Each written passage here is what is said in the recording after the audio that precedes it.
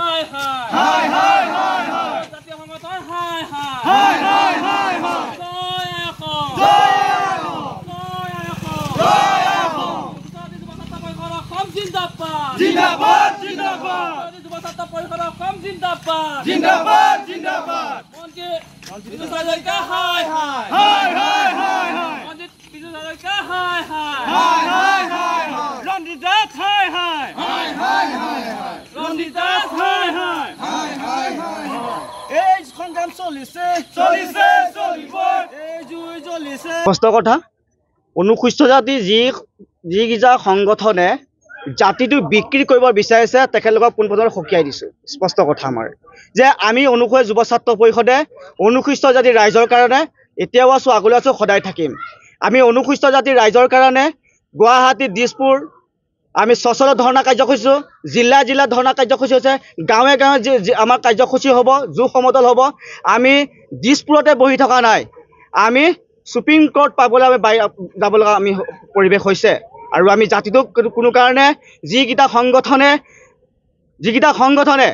আচলতে চৰকাৰৰ লগত মিলি পেলাই যি জাতিটো বিক্ৰী কৰা ষড়যন্ত্ৰ কৰিছে আমি কোনো কাৰণে হ'বলৈ নিদিওঁ তেনেকুৱা উদাহৰণ আমাৰ ওচৰত আছে আমি তথ্য সহকাৰে প্ৰমাণ কৰি দিম সেই সংগঠনসমূহে মন্ত্ৰী মহোদয়ৰ লগত কেনেধৰণে আলোচনা কৰি কি কৰিছে সেইখিনি আমাৰ ওচৰত আছে যে চাওক আমি উচ্চ ন্যায়ালয়ৰ ওচৰত গৈছোঁ অনুসূচিত জাতিত কোনো কাৰণে আমি কেওট সম্প্ৰদায়ক অন্তৰ্ভুক্ত হ'বলৈ নিদিওঁ অন্তৰ্ভুক্ত এটা কাৰণে হ'বলৈ নিদিওঁ যি আমাৰ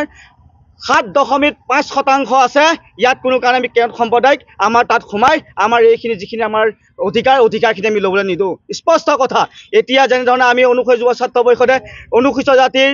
40 বা 45টা অনুসূচিত জাতিৰ লগত যুৱ ছাত্ৰ পৰিষদ আছোঁ এতিয়া যেনেকৈ আছোঁ আগলৈও থাকিম কোনো কাৰণে অনুসূচিত যুৱ ছাত্ৰ পৰিষদে কেওট সম্প্ৰদায়ক আমাৰ অনুসূচিত জাতিত অন্তৰ্ভুক্ত হ'বলৈ দিয়া নহ'ব আৰু যিকেইটা সংগঠনে